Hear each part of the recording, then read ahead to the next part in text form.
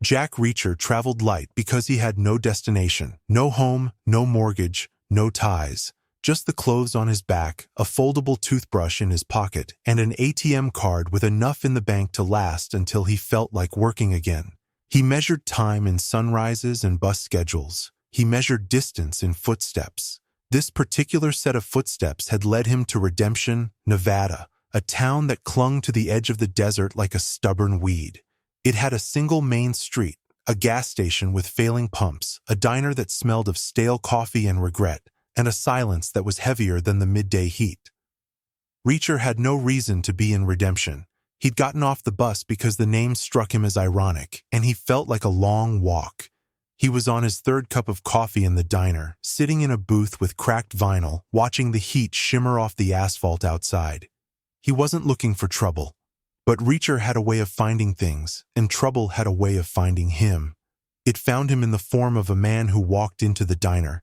He was tall, lean, with the kind of weathered face that came from either too much sun or too much violence. He wore dusty jeans and a faded work shirt, but it was his hands that caught Reacher's attention. Specifically, the knot he used to tie a small parcel he placed on the counter.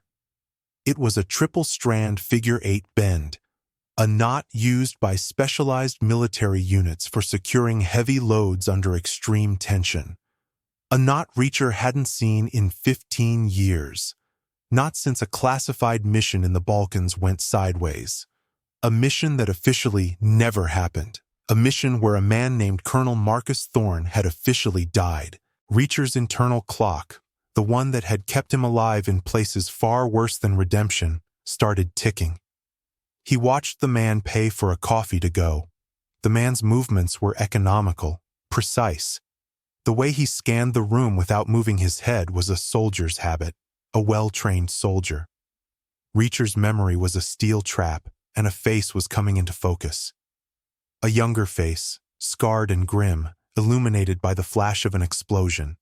Sergeant Evan Cole, one of Thorne's men, also officially dead.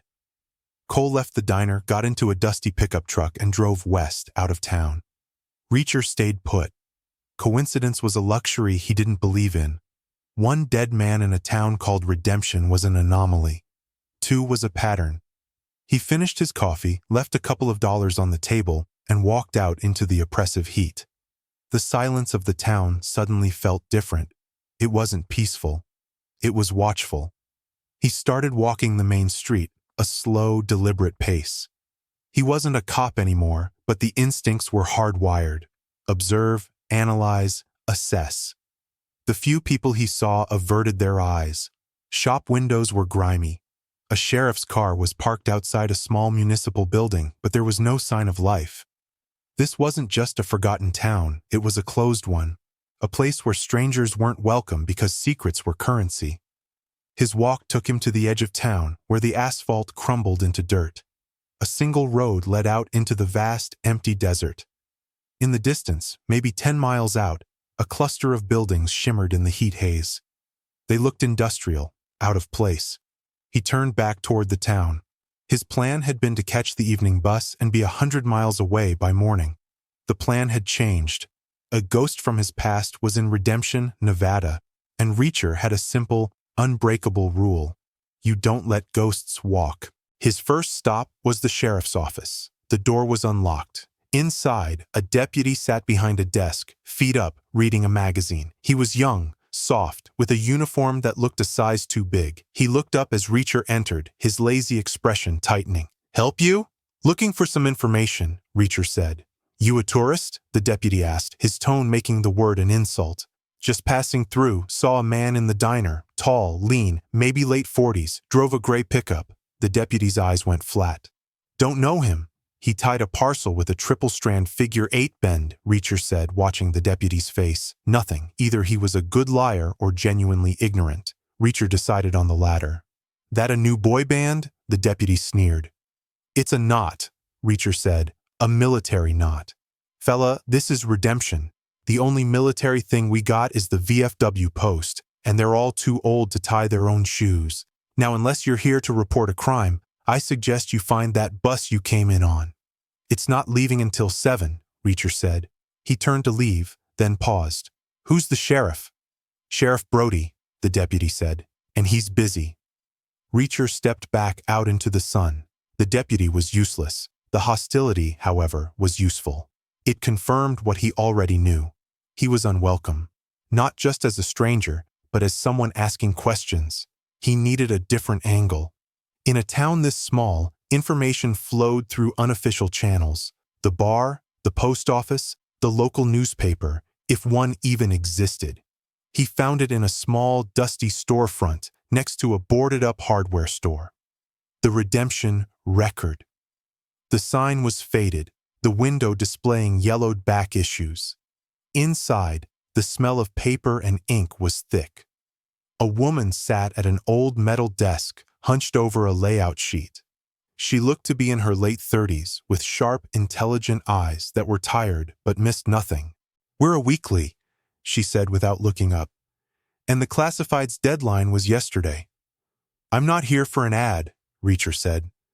She looked up then, taking him in with a quick, professional glance. She registered his size, his bearing, the lack of luggage. "Then you must be lost. The bus station is back the way you came." "I'm looking for information about a local business, a big one, out in the desert." Her posture changed. The practiced disinterest was replaced by a flicker of something else, caution. "There's nothing out there but a private logistics company. Hired a lot of locals a few years back. Saved the town, I guess." "What's it called?" "Thorn Industries," she said. The name hit Reacher like a physical blow. Thorn. Not a coincidence, a confirmation. He kept his face neutral. "Big employer for a small town," he said. "They keep to themselves. We don't ask questions. It's better that way." "My name is Reacher," he said. "What's yours?" She hesitated for a fraction of a second. "Helen Cartwright." "Helen, what kind of logistics do they do?" "Trucking, warehousing, that's the official story." She lowered her voice. "Look, I was a journalist in Chicago before I came here. I know when a story doesn't add up. Thorn Industries owns this town. Sheriff Brody is on their payroll. The mayor, the judge, everyone. I tried digging once. Got a visit. They made it clear my printing press was very flammable." "What do you know about Marcus Thorn?" Reacher asked. Helen's eyes narrowed. "The owner? No one's ever seen him. He's a ghost, an email address and a bank account. Why are you so interested in him?" "I used to know him," Reacher said. "A long time ago. I thought he was dead." The air in the small office crackled with tension. Helen stared at him, the pieces clicking into place in her sharp mind. "You're not just passing through, are you?" "Not anymore," Reacher said. Before she could respond, the bell on the door chimed. 2 men walked in. They were big, but not in Reacher's way. They were soft around the middle. Their size meant to intimidate, not perform. They wore the same dusty work clothes as the man from the diner. "Cartwright," the first one said, ignoring Reacher. "Sheriff Brody wants to remind you about your press and the fire code." His eyes slid to Reacher. "And your friend here needs to leave. Now." "I'm just having a conversation," Reacher said calmly. "The conversation is over," the second man said, stepping forward. "Get out of town." Reacher didn't move. He stood relaxed, his hands at his sides. "I'm waiting for the 7 o'clock bus." The first man chuckled. A low, ugly sound. "Plans change. You're leaving on the next vehicle that passes through, even if it's a cattle truck. You understand?" Reacher looked at them, one then the other. He saw everything. The slight shift in weight, the way one man's hand drifted near his jacket, the other flexing his fingers. They were amateurs, used to scaring people who were already scared. "I understand," Reacher said, "but I don't think you do." The second man lunged.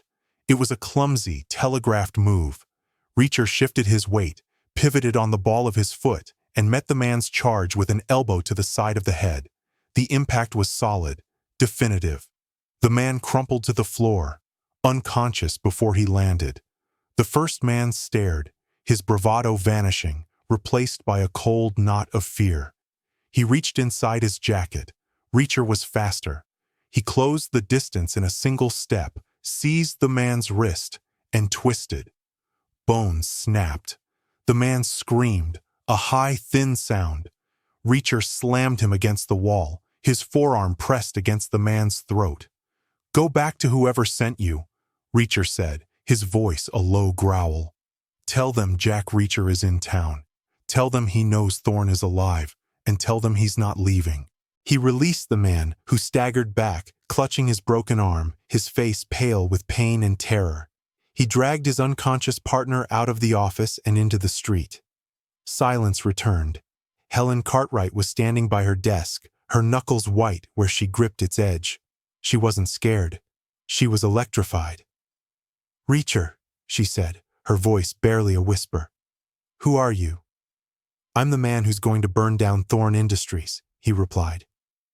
Helen's office became Reacher's base of operations. She had years of notes, records of strange shipments, land purchases, and shell corporations all linked to Thorne Industries.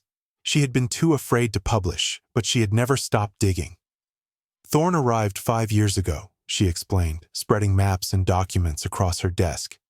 "He bought up a bankrupt mining operation out in the desert. Then he started buying everything else. The land, the businesses, the politicians. He brought jobs, but he also brought this." She gestured to the window, to the silent, fearful town. "He built a fortress out there. Fences, cameras, armed guards. They say he's running a logistics hub, but the trucks that go in are often empty, and the ones that come out are sealed and travel only at night on routes that bypass all official way stations." Reacher studied the map. The facility was geographically isolated, surrounded by miles of harsh, open desert. A perfect place to hide something. "You said you knew him," Helen said. "From the army?" Reacher nodded. "I was an MP. I investigated the mission he died on. It was a black op off the books, a weapons seizure in the Balkans. Thorne's unit was ambushed. The official report said they were all killed, the weapons lost to enemy forces. It was clean, tidy, too tidy. I always suspected something was wrong, but I was ordered to close the case." "You think he stole the weapons?" "I think he and his most loyal men staged their own deaths, took the weapons, and disappeared. They were a ghost unit, experts in infiltration and covert operations, the best of the best, and the most dangerous." Reacher tapped the map. "He's had 15 years to build an empire. Whatever he's doing here, it's big, and it's not just trucking." Their work was interrupted by the roar of an engine. Sheriff Brody's car skidded to a halt outside. Brody himself got out. He was a big man gone to seed, his authority resting on the badge and the gun on his hip, not any personal strength. "Reacher!" he yelled, his voice echoing in the empty street. "Get out here! You're under arrest for assault!" Reacher looked at Helen. "Stay here. Lock the door." He walked outside, blinking in the late afternoon sun. Brody stood by his car, hand on his holstered pistol. The two thugs from earlier were there, one with his arm in a crude sling, the other with a large bandage on his head. "You're making a mistake, Sheriff," Reacher said. "The only mistake was letting you get off that bus," Brody snarled. "You assaulted these men. You're coming with me." "They assaulted me," Reacher corrected. "I defended myself." "I've got 2 witnesses who say otherwise. Now put your hands behind your back." Reacher didn't move.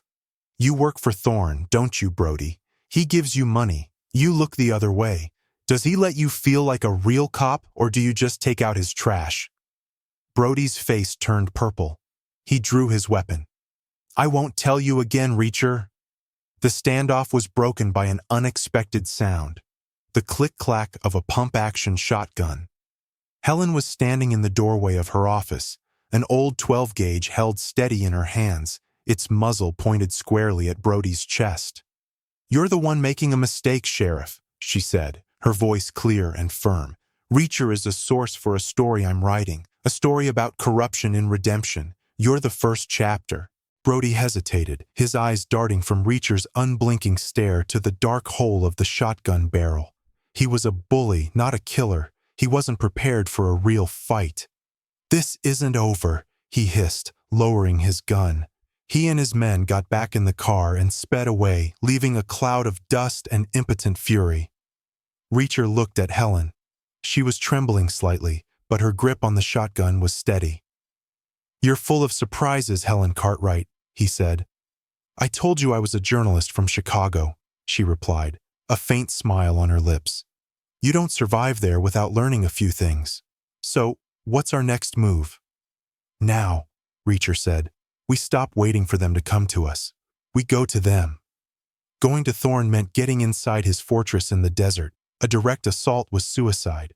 Reacher needed leverage. He needed to understand the operation. "The trucks are the key," he said, looking over Helen's shipping manifests. "They come and go on a precise schedule. Always at night. Always the same primary route north." "Route 93, Helen said. "Long, empty stretch of highway. Perfect for avoiding scrutiny. He'll have security protocols, check-in points, codes. If we can disrupt a shipment, we can create chaos. And in chaos, there's opportunity." The plan was simple, which meant it was also brutally difficult. They would intercept a truck. Reacher would take the driver's place and use the truck as a Trojan horse to get inside the compound. Helen's job was to be his eyes and ears from the outside, and, if he didn't make it out, to get the story to the world. She had a contact at the FBI, an old colleague she trusted. It was a long shot, but it was the only one they had. That night, they drove Helen's old, battered pickup out to a deserted stretch of Route 93, miles from Redemption. They parked behind a rock outcropping, hidden from the road. The desert was cold, the sky a vast blanket of stars. They waited. Around 2 a.m., they saw them. A pair of headlights, then another. Two 18-wheelers, running dark except for their clearance lights moving fast. "That's them," Helen whispered. "Time to go to work," Reacher said. He had prepared a simple spike strip, crafted from scrap metal and nails from the abandoned hardware store. As the first truck approached, he sprinted from their cover and threw the strip across the asphalt. He was back in the shadows before the truck's front tires hit it. The sound of exploding rubber was like a cannon shot in the desert silence. The massive truck swerved violently, the driver fighting for control before pulling over with a screech of tortured metal. The second truck pulled up behind it. Two men got out of the second truck, carrying flashlights and handguns. The driver of the first truck climbed down from his cab. They were all on high alert, sweeping the darkness with their beams. This was Reacher's moment. He moved like a shadow, circling around behind them. He took out the first man from the second truck with a single, precise strike to the base of the skull. The man dropped without a sound. Before the others could react, Reacher was on them. The fight was short and brutal. In the cold starlight, Reacher was an engine of controlled violence. He disarmed the second guard, breaking his wrist in the process, and knocked him out with a quick jab to the throat. The driver of the lead truck was tougher, a big man who knew how to fight. He threw a heavy punch that Reacher deflected, the force of it jarring his arm. Reacher responded with a series of quick, disabling blows to the knee, the ribs, the jaw. The driver went down hard. He dragged the three unconscious men off the road and secured them with their own zip ties. He searched them, finding a simple flip phone on the lead driver. He checked the last dialed number, a satellite connection. Secure. He climbed into the cab of the lead truck. The engine was still idling. The dashboard was standard, but with an added GPS unit that showed a designated route and a timer. He was already behind schedule. A keypad was mounted next to it, likely for gate codes. He used the driver's phone to send a text to the satellite number, "Flat tire, changing it now. ETA delayed 20 mins." A reply came back almost instantly, acknowledged.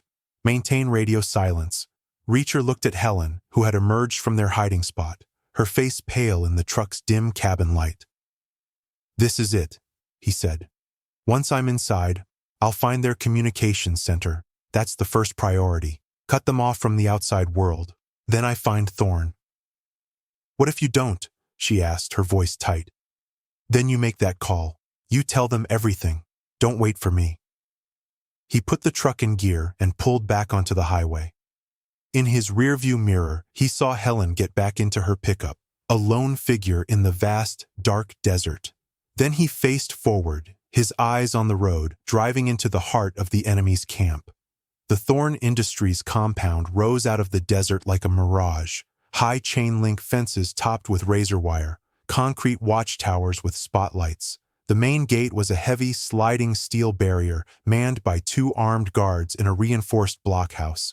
Reacher felt a cold familiarity. It wasn't a logistics hub. It was a military base. He pulled the truck up to the gate. A guard approached, assault rifle held at a low ready. Reacher rolled down the window. "Had a flat," Reacher said, keeping his voice gravelly.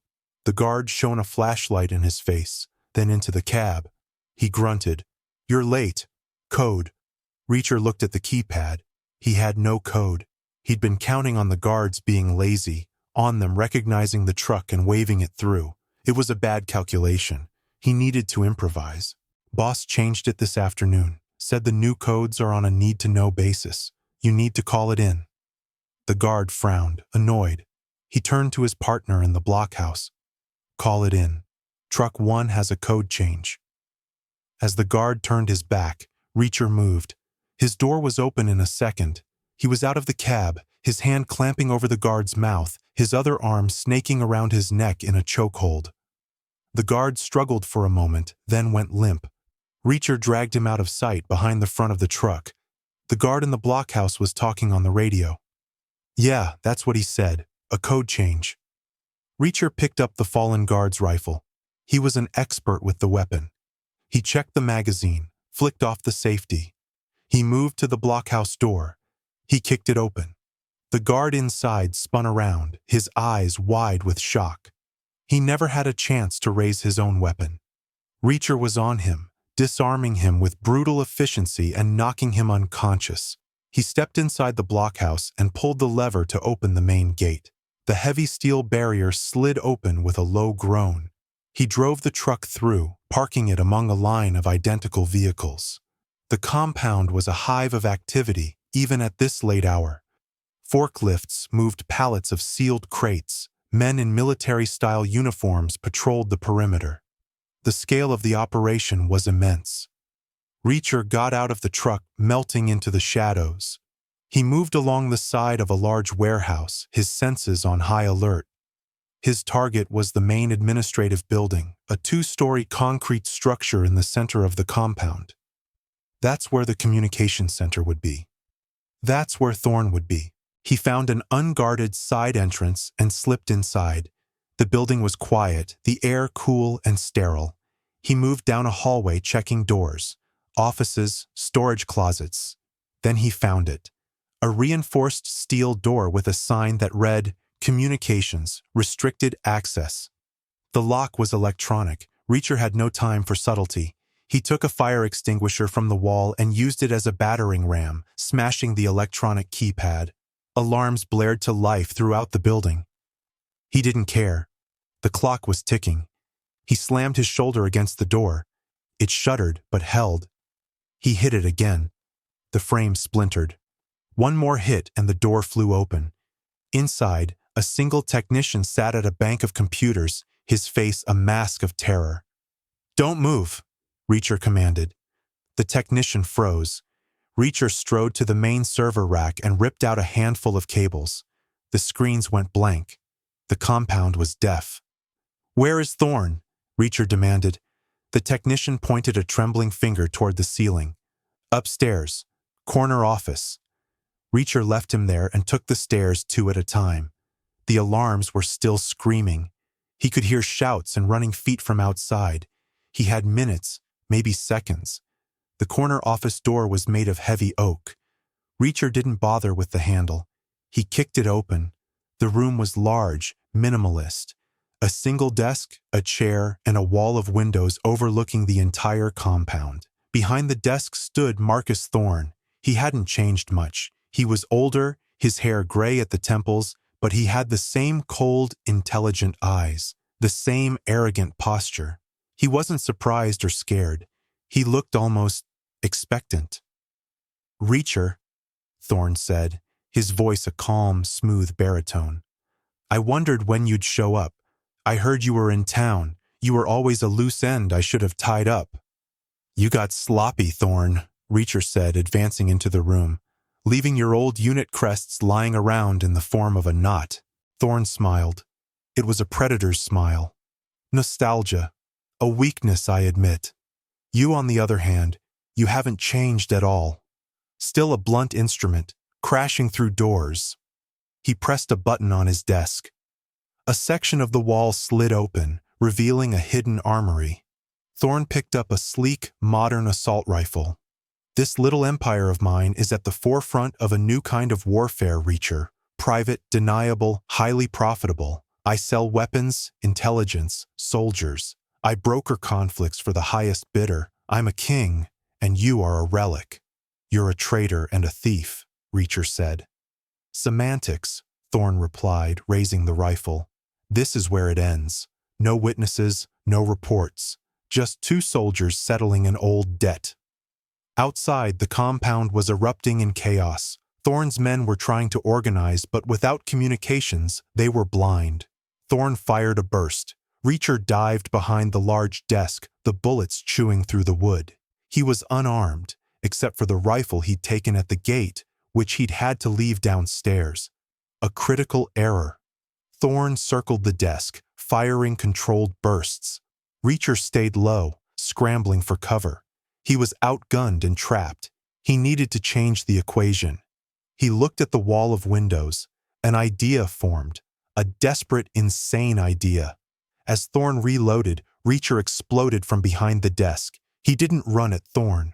He ran at the window. He crashed through the reinforced glass in a shower of glittering shards, landing hard on the roof of the covered walkway 1 story below. The impact was jarring, sending a shock of pain up his legs. He rolled, ignoring it, and dropped to the ground. He was exposed, in the middle of the compound. Men were running toward him from all directions. But Thorne had made a mistake. He had assumed Reacher would fight him on his terms, in his office.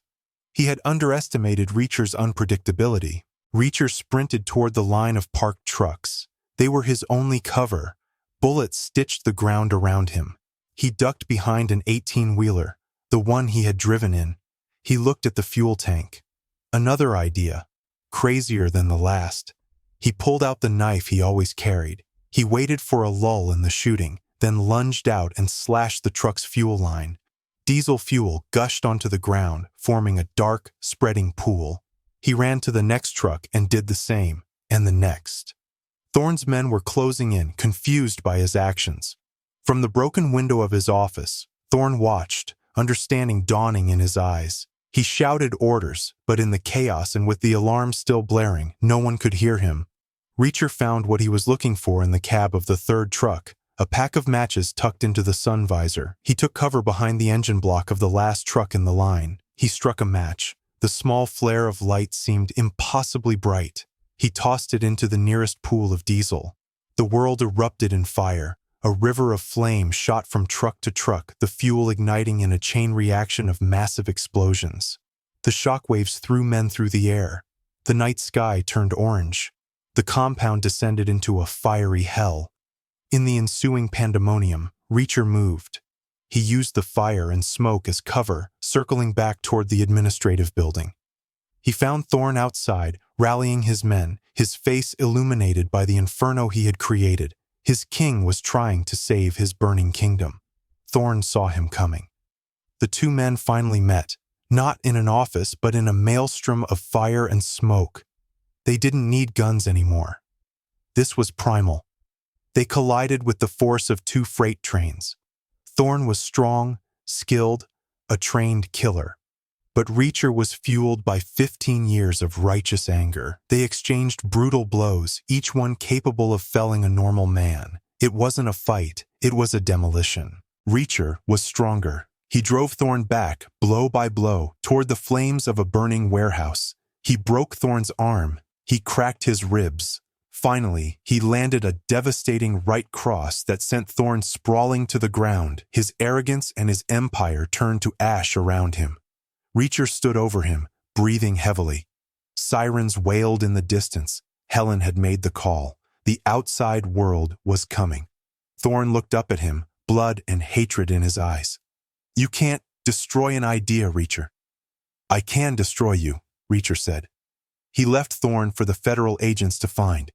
He walked away from the fire, a solitary figure disappearing into the smoke and shadows. He found a breach in the fence where the explosions had torn it open and slipped out into the cold, silent desert. He walked for miles, the glow of the burning compound fading behind him. By dawn, he reached the highway. He saw Helen's pickup parked on the shoulder, waiting. She got out as he approached. She didn't ask what happened. She could see it in his face, in the fire on the horizon. "It's over," he said.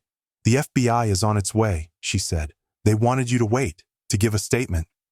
Reacher shook his head. "I don't give statements." He looked down the long, empty road.